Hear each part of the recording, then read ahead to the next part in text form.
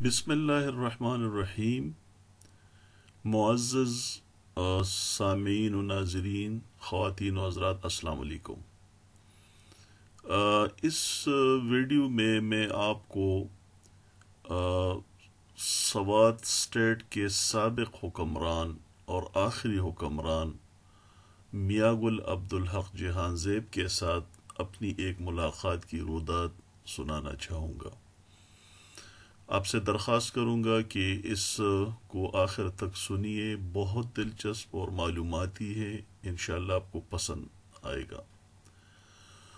اور اس کے ساتھ ساتھ میں یہ بھی درخواست کروں گا کہ آپ دیگر مفید ویڈیوز کے لیے میرے اس چینل کو سبسکرائب کیجئے۔ آپ کا بہت شکریہ۔ ویسے تو اصل مقصد موالی سوات سے ملاقات کی کہانی بیان کرنا ہے، لیکن مناسب معلوم ہوتا ہے کہ سوات اسٹیٹ کے بارے میں کچھ تاریخی حقائق بھی آپ کے سامنے رکھوں۔ سوات اسٹیٹ برصغیر پاک و ہند میں 562 پرنسلی اسٹیٹس میں سے ایک ریاست تھی۔ یہ ریاست ہندوستان اور موجودہ پاکستان کے مختلف گوشوں میں قائم تھی، اور ان کے سائز جو تھا، رقبہ ان کا مختلف تھا۔ کوئی بہت بڑی ریاست تھی تو کوئی بہت چھوٹی ریاست تھی اور کوئی درمیانے سائز کی۔ ان کے حکمرانوں کے نام اور ٹائٹلز بھی مختلف تھے۔ مثال کے طور پہ سوات کے حکمران کو والی کہتے تھے، تو چترال کا حکمران مہتر کہلاتا تھا، اور اس طرح دیر کے حکمران کو نواب کہتے تھے، کشمیر کے حکمران کو مہاراجہ کہتے تھے، حیدرآباد دکن کے حکمران کو نظام کہتے تھے۔ تو مختلف ٹائٹلز اور نام تھے ان لوگوں کے۔ سوات کی طرف آتے ہیں۔ یہ ریاست اصل میں منظم صورت میں 1849 میں قائم ہوئی، اور اس کو قائم کرنے کا سہرا سیدو بابا یا اخوند آف سوات کو جاتا ہے۔ 1849 سے پہلے سوات کا جو موجودہ علاقہ ہے، یہ ریاست یہاں پہ نہیں تھی، بلکہ مختلف علاقوں پر مختلف بااثر لوگوں کی حکمرانی تھی، جس کا نتیجہ یہ تھا کہ آپس میں لڑائیاں ہوتی تھی، قتل مقاتلے ہوتے تھے۔ تو اس لیے سیدو بابا ایک نیک انسان تھے، وہ چاہتے تھے کہ ان تمام مسائل کا حل اس صورت میں نکالا جائے کہ ایک منظم اسلامی ریاست کا قیام عمل میں لایا جائے۔ چنانچہ انہوں نے سوات کے بااثر لوگوں کو جمع کیا اور 1849 میں ایک ریاست کی بنیاد رکھی۔ سوات کے بااثر لوگوں کی خواہش تھی کہ سیدو بابا خود ہی اس ریاست کی قیادت سنبھال لے، لیکن چونکہ سیدو بابا جو تھے وہ اس کی زیادہ تر توجہ روحانی امور پہ تھی، اس لیے انہوں نے اس سے معذرت کر لی، لیکن ایک ایسا فرد انہوں نے ڈھونڈ نکالا جو کہ اس اسلامی ریاست کی سربراہی کے لیے وہ فرد موزون تھا۔ اس کا نام تھا سید اکبر شاہ۔ 1849 میں پہلا حکمران سوات کا وہ بنا۔ کچھ عرصے تک وہ حکومت کرتے رہے، لیکن ان کے انتقال کے بعد سوات ایک بار پھر ایک غیر منظم ریاست کی طرف لوٹ گیا، اور مطلب یہ کہ پھر سے مختلف علاقوں پر مختلف بااثر لوگوں کا قبضہ رہا۔ 1914 میں سید اکبر شاہی کے خاندان سے سید عبدالجبار شاہ دوسرے حکمران بنے۔ ابھی اس عبدالجبار شاہ صاحب نے چند سال حکومت کی تھی کہ اس کے بارے میں یہ انکشاف ہوا کہ اس کا تو تعلق قادیانی فرقے سے ہے، اس لیے ان کے خلاف بغاوت ہوئی اور وہ حکومت چھوڑنے پر مجبور ہو گئے۔ سوات ایک بار پھر امن و امان کے مسئلے سے دوچار ہوا، لڑائیاں شروع ہوئی، مختلف جو گروپس تھے، بااثر لوگ تھے، وہ ایک دوسرے کے ساتھ لڑنے لگے۔ تو لہٰذا ایک اور جرگہ ہوا سوات میں 1916 میں کبل کے مقام پہ۔ جس میں فیصلہ ہوا کہ ایک بار پھر کسی کے سر پہ سوات کی حکمرانی کا تاج سجاتے ہیں۔ چنانچہ سیدو بابا کے خاندان سے تعلق رکھنے والے میاں گل عبد الودود کو ریاست سوات کا تیسرا حکمران مقرر کیا گیا۔ آپ کہہ سکتے ہیں کہ جدید ریاست کے پہلے حکمران تھے، لیکن اگر آپ 1849 سے کاؤنٹ کریں تو پھر وہ تیسرے حکمران بن گئے۔ اور ان کا لقب جو اختیار کیا انہوں نے، وہ بادشاہ صاحب تھے۔ بادشاہ صاحب بہت زیادہ بہادر انسان تھے، اور انہوں نے اپنے زور بازو سے اور اپنی طاقت سے مختلف جو قوتیں تھیں چاروں طرف پھیلی ہوئی ریاست میں، ان سب کو زیر کر لیا اور ریاست کی بنیادوں کو مستحکم کیا۔ 1949 میں انہوں نے برضا و رغبت سوات کی حکمرانی جو ہے وہ اپنے بیٹے اور اس وقت جو ان کے ولیعہد تھے میاں گل عبد الحق جہان زیب کے حوالے کی، اور خود جو ہے وہ گوشے نشین ہو گئے۔ میاں گل عبد الحق جہان زیب ایک جدید تعلیم یافتہ انسان تھے۔ انہوں نے اسلامیہ کالجیٹ پشاور، اسلامیہ کالج پشاور میں تعلیم حاصل کی، اور یورپ اور مختلف ممالک کے دورے کیے، تو لہٰذا وہ ایک جدید اور انلائٹن قسم کے لیڈر تھے۔ انہوں نے 1949 سے 1969 تک سوات پر حکومت کی، اور یہ جو دور ہے اس کو عہد زرعی کہا جا سکتا ہے، کہ یہ وہ 20 سال ہے جس میں سوات جو ہے اس نے بے پناہ ترقی کی ہر شعبے میں۔ وہاں پہ تعلیم کی طرف توجہ دی گئی، وہاں پہ صحت کے معاملات بہتر ہو گئے، وہاں پہ سڑکیں بنی، وہاں پہ آبپاشی کا نظام بہتر ہوا، وہاں پہ آپ کوئی بھی شعبہ لے لیں، سب میں انہوں نے ترقی کی۔ یہ ساری ترقی مرہون منت تھی عبدالحق جہان زیب والی سوات کے اس قائدانہ صلاحیت کی۔ اب میں آتا ہوں اس اصل کہانی کی طرف کہ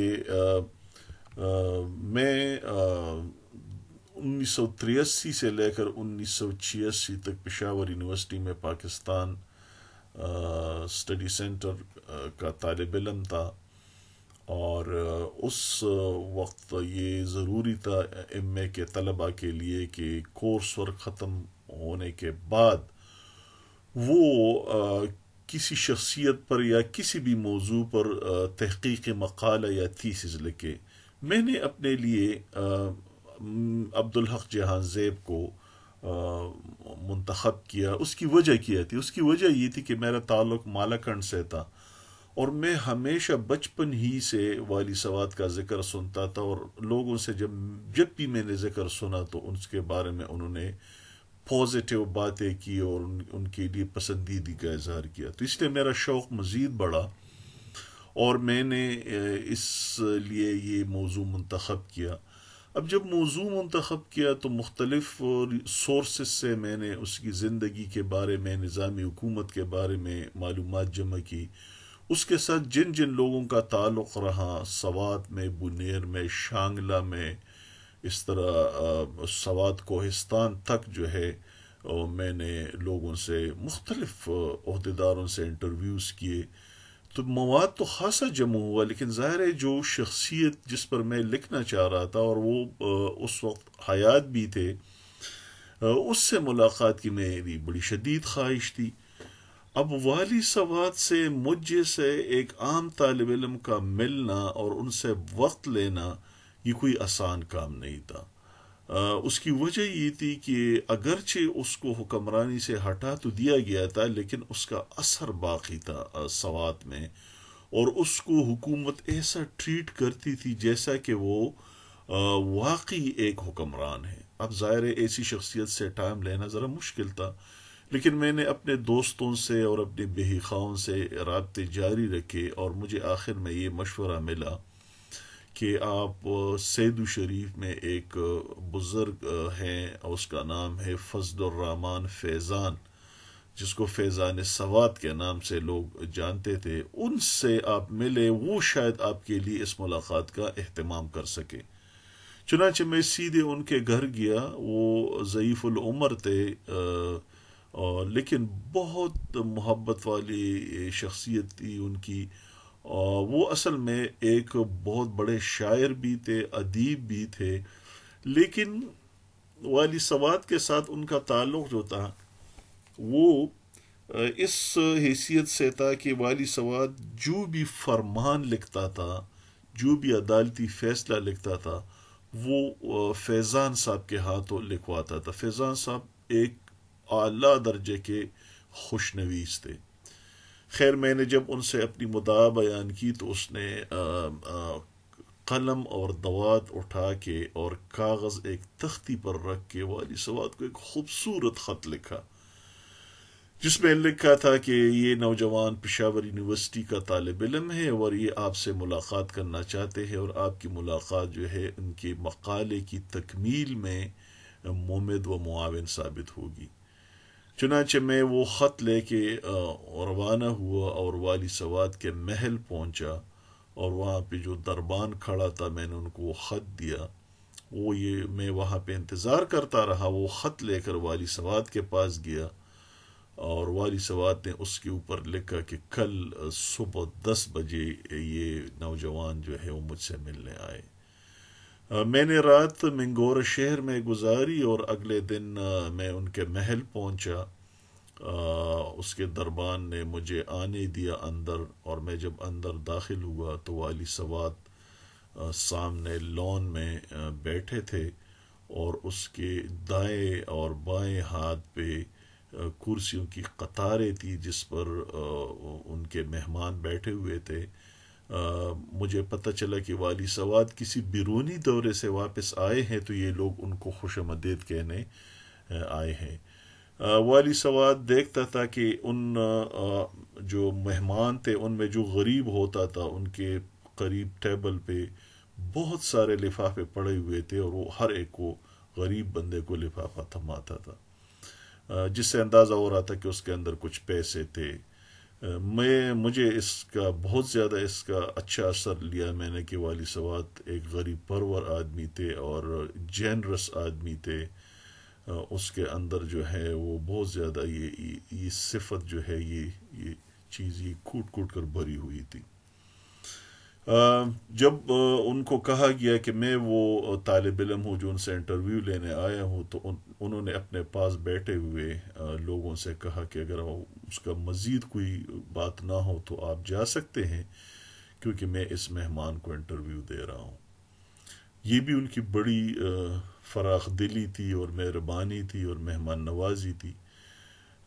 اس کے بعد میرا ان سے انٹرویو شروع ہوا۔ یہ تو بہت طویل بات ہو جائے گی اگر میں انٹرویو کے ایک ایک سوال کا یہاں پہ ذکر کروں یا ان کے ایک ایک جواب کا، کیونکہ یہ میرے ایم اے کے مقالے میں موجود ہی یہ ساری تفصیل، اور میرا ارادہ ہے کہ میں اس کو ایک کتابی شکل میں شائع کروں، اور تاکہ لوگ اسے استفادہ کرے، تو آپ کو اس کتاب کا انتظار کرنا پڑے گا۔ تاہم اس میٹنگ کے حوالے سے، اس انٹرویو کے حوالے سے 2-3 باتیں ضرور آپ کے سامنے رکھوں گا۔ پہلی بات تو یہ تھی کہ والی سواد کی شخصیت کے بارے میں آپ کو بتا دوں، وہ کلین شیون تھے، اور اس وقت وہ 3 پیس سوٹ پہنے ہوئے تھے اور سر پہ ہیٹ رکھے ہوئے تھے، جو عام طور پہ تصویروں میں وہ نظر آتے تھے کہ جناح کیپ پہنے ہوئے ہوتے تھے، اس طرح نہیں تھے۔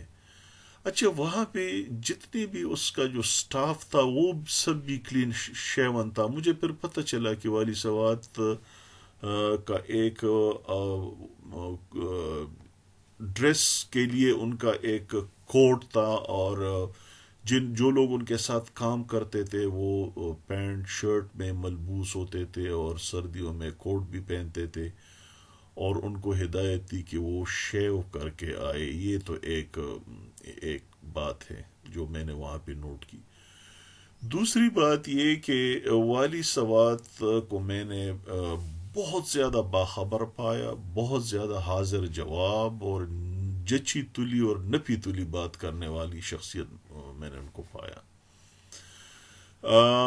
بعض اوقات وہ جب بات کرتے تھے تو کبھی کبھی جیسے مقامی زبان میں تھوڑی سی گالم گلوچ پر بھی اتر آتے تھے. جب میں نے ان سے سوال کیا تھا ان کے مخالفین کے بارے میں تو وہ ذرا ان کا رویہ جو تھا اور اس کا لہجہ سخت ہو گیا تھا. بہرحال میں نے ان سے ایک سوال کیا کہ والی صاحب، آپ کو پتہ ہے کہ آپ ایک شخصی حکمران تھے، ڈسپوٹک کنگ تھے یا رولر تھے. آپ کو پتہ تھا کہ اس قسم کے نظام کے خلاف لوگ بہرحال کسی نہ کسی سٹیج پر اٹھتے ہیں اور اس نظام کا تختہ الٹ دیتے ہیں. ظاہر ہے آزادی کے لیے اور سیاسی شعور کے لیے تعلیم کا ہونا بہت ضروری ہے. آپ نے تعلیم کو ترویج دی. کیا آپ کو یہ خدشہ نہیں تھا کہ یہ لوگ جو ہیں تعلیم حاصل کر کے جمہوریت اور سیول لبرٹیز کا تصور ان کے ذہنوں میں آ جائے گا اور یہ آپ کے خلاف اٹھ کھڑے ہوں گے؟ تو والی سواد نے تھوڑے سا مسکرا کر فرمایا کہ جی مجھے پتہ تھا. اور انہوں نے کہا کہ خاص طور پہ 1960 کی دہائی میں تو پورے پاکستان میں جمہوریت کی ایک لہر چل پڑی تھی اور جلسے جلوس بھی ہوتے تھے، اخبارات میں بھی خبریں اور مضامین چھپتے تھے، اور ان کے الفاظ میں جمہوریت کی ہوا مالاکنڈ کے پہاڑ کو کراس کر کے سوات کی طرف بھی آنے والی تھی. لیکن والی سواد کہہ رہے تھے کہ میں نہیں چاہتا تھا کہ یہ قوم جب میرے خلاف اٹھ کھڑی ہوگی تو یہ مجھ سے نفرت کرنے والے لوگ ہوں گے یا یہ جاہل لوگ ہوں گے. اور انہوں نے کہا کہ یہی نتیجہ تھا کہ جب میں حکمرانی سے مجھے ہٹا دیا گیا تو اس قوم نے مجھے عزت دی اور ابھی تک وہ مجھے عزت دے رہے ہیں. واضح رہے کہ 1985 میں ان کا انٹرویو لے رہا تھا اور 1969 میں ان کو معزول کیا گیا تھا. تو اس دوران ان کی جو فیملی تھی اس کا اثر بھی قائم رہا. ان کے بیٹے اور ان کے دیگر رشتہ دار الیکشن میں کامیابی بھی حاصل کرتے رہے. والی سوات نے مجھے کہا کہ دیکھیں ہمارے پڑوس میں دیر کی ریاست کو ذرا تصور میں لائے کہ وہاں کا نواب جو تھا اس نے تعلیم کو بالکل ڈسکریج کیا، بلکہ جو لوگ تعلیم حاصل کرتے تھے ان کو سزائیں بھی دیتے تھے.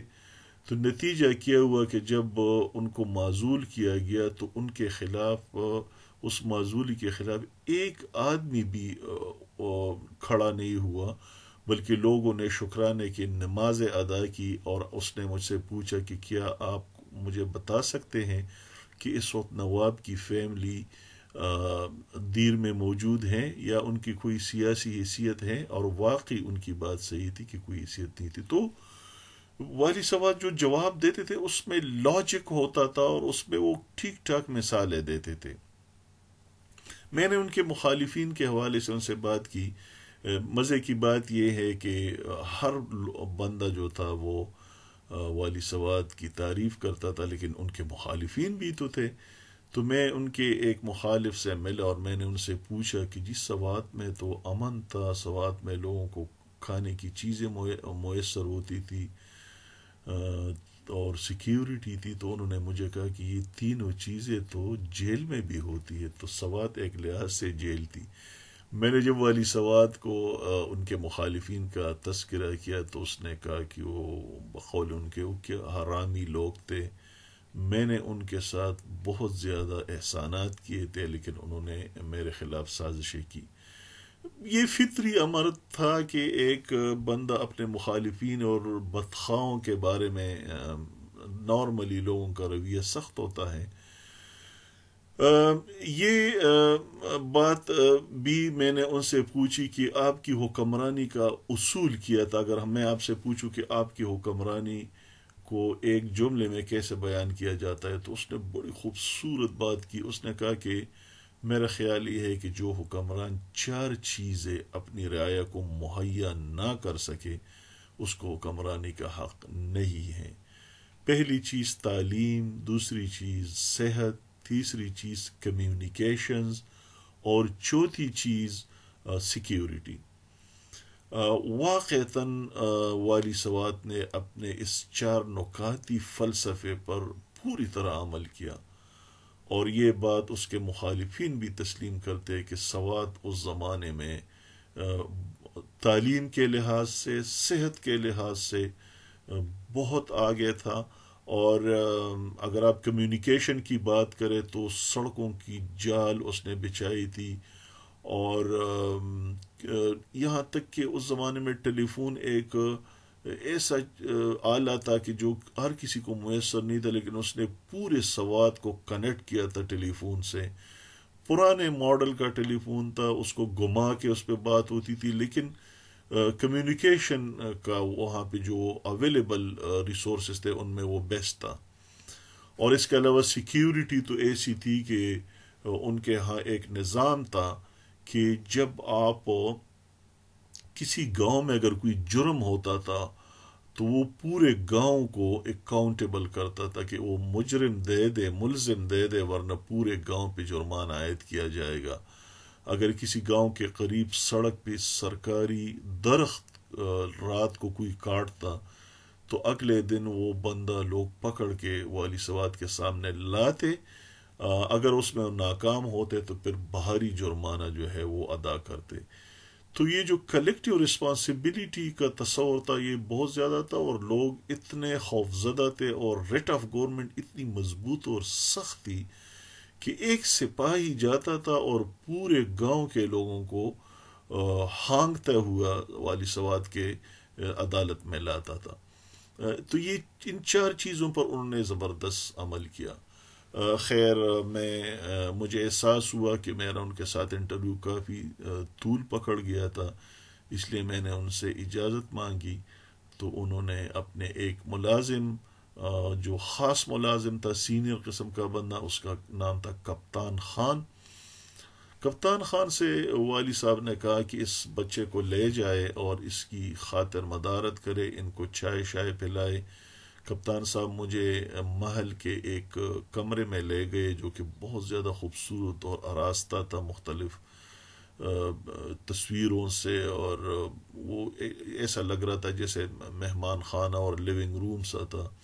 وہاں پر انہوں نے مجھے چائے پلائی اور دیگر لوازمات، اور پھر انہوں نے مجھے مین گیٹ پہ وہ مجھے رخصت کر رہا تھا، تو اس دوران انہوں نے میرے ہاتھ میں ایک لفافہ تھما دیا۔ میں نے کہا یہ کیا ہے؟ کہنے لگے یہ والی سوات نے آپ کے لیے پیسے دیے ہیں۔ مجھے محل میں داخل ہوتے ہوئے وہ منظر یاد تھا کہ والی سوات جو ہے اپنے جو آنے والے تھے ان میں جو اچھے قسم کے لوگ ہوتے تھے، اچھے سے مراد میرا یہ ہے کہ جو صاحب حیثیت ہوتے تھے ان کو لفافہ نہیں دیتے تھے، اور جو بہت غریب اور یا بیکاری قسم کے لوگ بھی ہوتے تھے تو وہ ان کو لفافہ دیتے تھے۔ تو مجھے اپنا آپ بیکاری لگنے لگا، تو میں نے کپتان سے کہا کہ کپتان خان میں یہ پیسے نہیں لوں گا۔ اس نے بہت زور لگایا لیکن میں نہیں مانا، تو انہوں نے مجھے ہاتھ سے پکڑ کے دوبارہ وہ مجھے محل کے اندر لے گئے۔ والی سوات دو آدمیوں کے ساتھ کسی بات میں مصروف تھے۔ انہوں نے کہا کہ والی صاحب یہ جوان تو پیسے نہیں لے رہا، تو والی سوات نے میری طرف دیکھا، انہوں نے کہا کیوں بیٹا کیوں نہیں لے رہے پیسے؟ میں نے کہا جی میں آپ کا مشکور ہوں کہ آپ نے مجھے ٹائم دیا، آپ نے میری خاطر مدارت کی، میں نے چائے اور لوازمات پہلے سے آپ نے مجھے پیش کی تھی، تو یہ پیسے میں نہیں لے سکتا۔ انہوں نے کہا کہ دیکھو یہ آپ کے دوپہر کے کھانے کے لیے ہیں۔ اب میں بھی عجیب بندہ تھا، میں اسے بحث میں لگا۔ میں نے کہا والی صاحب 1985 کا زمانہ تھا، 10-15 روپے میں اچھا کھانا ملتا تھا بازار میں، تو میں نے کہا کہ میں 10-15 روپے 20 روپے میں منگورا شہر میں کھانا کھا لوں گا، یہ پیسے میں نہیں لے سکتا۔ تو اس پہ وہ قدر غصہ ہوئے اور مجھے پشتو میں کہتے کہ کمقلا لاڑشا او پسوات ہوٹل کے پہ روٹے اخرا۔ اس کا ترجمہ یہ ہے کہ بے وقوف لے لو یہ پیسے اور جا کے سوات ہوٹل میں کھانا کھا لے۔ سوات ہوٹل اس زمانے میں سیدو شریف میں تھا، اور وہ بہت زیادہ سٹینڈرڈ کا ہوٹل تھا جہاں پہ فارنرز آ کر رکتے تھے، اور اب یہ ہوٹل جو ہے سوات سیرینا کے نام سے یاد کیا جاتا ہے۔ خیر میں نے جب والی صاحب کے تھوڑے سے غصے کو میں نے محسوس کیا اور ناراضگی کو، تو میں نے فوراً لفافہ لیا، تو وہ تھوڑے سے مسکرائے اور انہوں نے کہا جاؤ بیٹا اللہ حافظ، اور میں ان سے رخصت ہوا۔ یہ تھی وہ ملاقات جو میں آپ کے ساتھ شیئر کرنا چاہتا تھا۔ یہ ایک بہت تاریخ ساز شخصیت سے میری ملاقات تھی، اور میں سمجھتا ہوں کہ انسان کے اندر خوبیاں بھی ہوتی اور خامیاں بھی ہوتی ہیں۔ حکمران سے لوگ ناراض بھی ہوتے اور راضی بھی ہوتے ہیں، لیکن والی سوات کے بارے میں اکثریت لوگوں کی رائے جو ہے وہ نیک ہے، ان کو ابھی تک وہ پسند کرتے اور محبت سے یاد کرتے ہیں۔ میری دعا ہے کہ اللہ تعالیٰ والی صاحب کو مغفرت عطا فرمائے اور ان کو جنت میں اعلیٰ مقام عطا فرمائے۔ والسلام۔